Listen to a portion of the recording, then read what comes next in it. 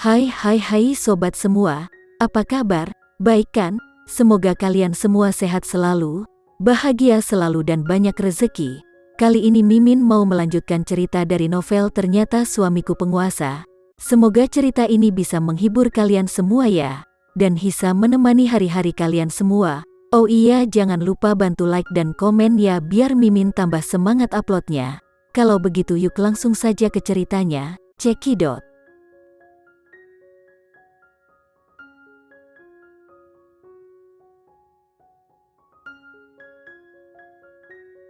Kalau Randy benar-benar menyukai seorang pria, dan Priscilia tidak sengaja mengatakannya, maka dia pasti akan membunuhnya. Memikirkan hal ini, Priscilia tersenyum lagi dan berkata, "Kakak, aku benar-benar tidak tahu apa-apa. Bahkan jika aku tahu sesuatu, aku tidak akan pernah membicarakannya." Punggung Randy sedikit menegang saat Priscilia mengatakan ini. Melihat reaksi Randy, Priscilia bahkan lebih yakin bahwa kakaknya benar-benar mempunyai kelainan. Keluarga Sanjaya memiliki satu-satunya anak. Randy tidak suka kepada begitu banyak wanita di dunia, dan dia malah menyukai pria. Di masa depan, darah keluarga Sanjaya pasti akan hancur.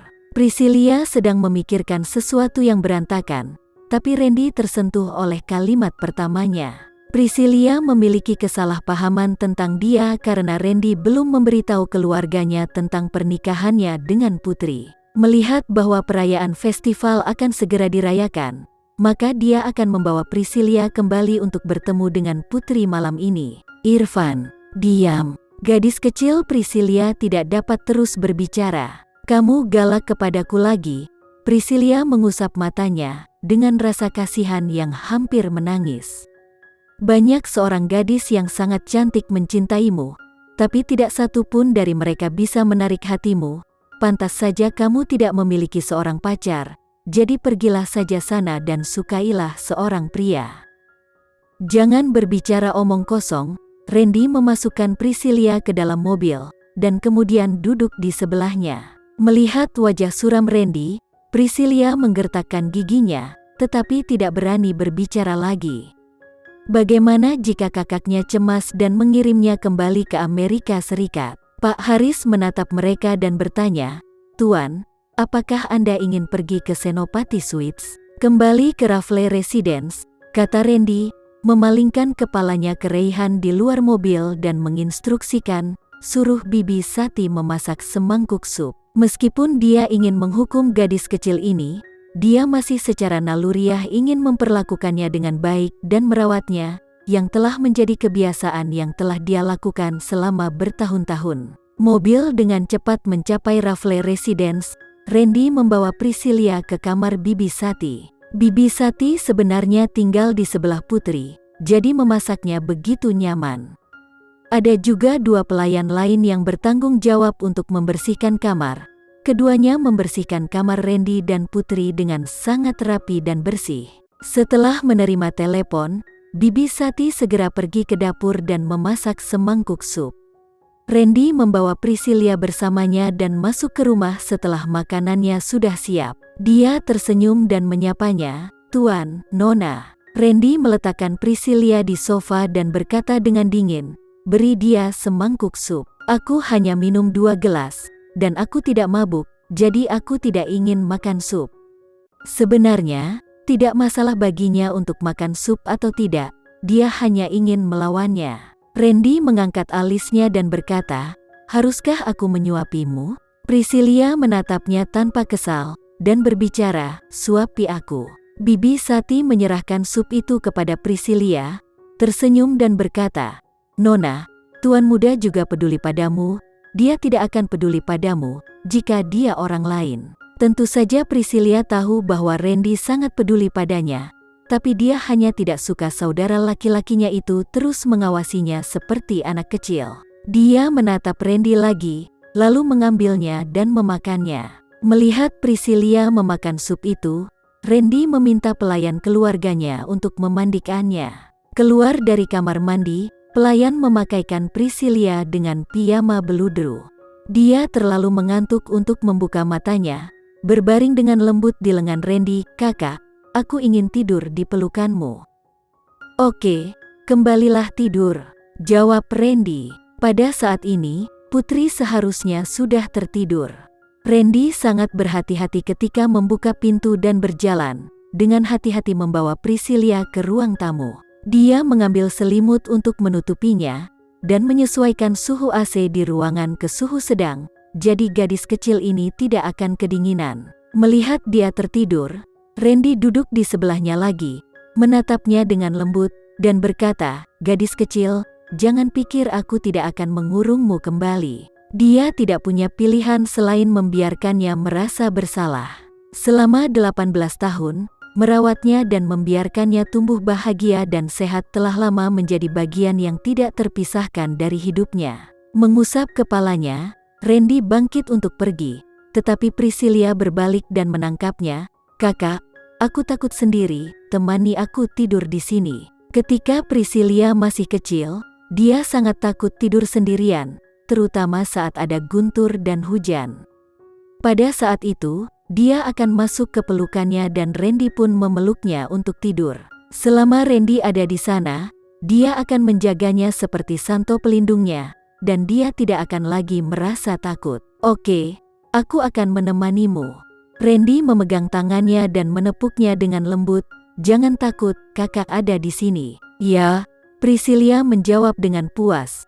Mengetahui bahwa kakak laki-lakinya akan selalu berada di sisinya, dia mengusap kepalanya 2 kali sebelum tertidur dengan tenang. Setelah memastikan bahwa Priscilla sudah tidur, Randy dengan hati-hati menarik tangannya dari dekapan Priscilla, kemudian bangkit dan kembali ke kamar. Di dalam ruangan, lampu oranye di kabinet kepala menyala, dan cahaya lembut menyinari wajah kemerahan Putri, membuatnya tampak tenang dan cantik. Randy berjalan, membungkuk dan mencium keningnya. Putri belum tidur. Ketika dia menciumnya, dia langsung terbangun, mengedipkan matanya yang mengantuk. "Kamu sudah kembali. Apakah semuanya sudah selesai?" "Sudah." Randy tidak bisa membantu tetapi mencium bibirnya lagi. "Kamu tidurlah, aku akan mandi dulu." "Oke." Putri mengangguk, meraih ponsel di sampingnya dan melihat jam berapa sekarang. Ternyata ini sudah lewat jam 3 pagi. "Putri bangun lebih awal setiap pagi, dan hari ini aku takut dia akan bangun lagi setelah tertidur." Memikirkan hal itu, aku benar-benar merasa kasihan padanya. Aku harap aku bisa membantunya dan tidak membuatnya lelah. Tidak butuh waktu lama sebelum Randy keluar dari kamar mandi. Dia hanya membungkus handuk untuk menutupi bagian-bagian penting. Rambut yang baru saja dicuci masih meneteskan air, beberapa menetes di otot perutnya yang kuat, dan Putri tidak bisa menahan menelan air liur. Ini adalah pertama kalinya dia melihat tubuhnya dengan sangat jelas, begitu kuat dan berotot. Pikiran Putri tiba-tiba traveling. Dia sebenarnya sangat ingin melakukan itu, tapi, apa yang aku pikirkan? Mengapa aku selalu memikirkan sesuatu yang seharusnya tidak aku pikirkan? Putri menutupi wajahnya yang panas dan buru-buru memalingkan muka. Jika dia melihat lebih jauh, dia tidak tahu apa yang akan dia lakukan. Randy keluar dan berbalik, mengambil sesuatu, dan kemudian kembali ke kamar mandi untuk mengeringkan rambutnya. Putri menghela nafas lega, dan menggelengkan kepalanya dengan cepat untuk mengusir hal-hal yang tidak sesuai dalam pikirannya. Tidak butuh waktu lama bagi Randy untuk mengeringkan rambutnya, dan dia kemudian berbaring di samping Putri. Putri sangat khawatir bahwa dia akan melakukan sesuatu padanya, jadi dia bergerak sedikit ke samping tanpa sadar, mencoba menjauhkan diri darinya. Begitu Putri bergerak, Randy menariknya kembali, dan dia memegangnya. "Sudahlah, ayo pergi tidur." Dia memeluknya seperti ini, wajahnya hanya menempel di dadanya yang telanjang, dan postur kedua orang itu sangat payah. Apakah dia benar-benar hanya ingin tidur nyenyak? Putri mengangkat kepalanya dan menatapnya dengan tenang, dan melihat bahwa dia memejamkan mata, seolah-olah dia benar-benar hanya memeluknya untuk tidur, dan tidak punya pikiran lain. Melihatnya begitu tenang, Putri merasakan frustrasi yang tak terlukiskan di hatinya. Seperti yang dikatakan Lily, dia adalah wanita yang sangat cantik, tetapi berbaring di sebelah Randy, Randy selalu enggan menyentuhnya. Apakah ketertarikannya kepadanya benar-benar sekecil itu? Memikirkan hal ini, Putri sengaja menggerakkan kakinya dan mengaitkan kaki Randy. Cedera di kakimu belum sembuh. Dia menekan pergelangan kakinya yang bergerak, menghentikannya bergerak, dan berkata, "Tidurlah dengan nyenyak dan jangan banyak bicara, Putri." Dia benar-benar ingin menendangnya dengan keras. Mengapa pria ini begitu lambat dalam berpikir? Apakah dia akan mengambil inisiatif setiap kali sebelum dia mau menyentuhnya? Memikirkan hal ini, Putri sangat tertekan, dan sekali lagi mencubit pinggang Randy. Dia menggunakan banyak kekuatan dan mencubitnya dengan keras. Dia bahkan tidak berteriak, tetapi hanya sedikit meningkatkan kekuatan lengannya di sekelilingnya. Dalam pelukan hangat Randy, tidak butuh waktu lama sebelum Putri tertidur lagi. Ketika Putri terbangun lagi, dia terbangun oleh benda berat.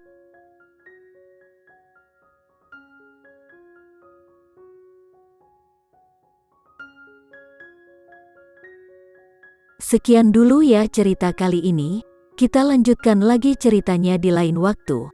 Oh iya, bagaimana menurut kalian? Semoga bisa sedikit menghibur kalian semua. Jangan lupa like, share dan komen ya. Untuk teman-teman yang baru nonton jangan lupa subscribe-nya. Hehehe, kalau ada teman-teman yang ingin gabung langganan bisa langsung gabung saja untuk dapat fitur yang menarik dan sedikit membantu Mimin. Terima kasih sudah menonton, sampai jumpa lagi. Bye.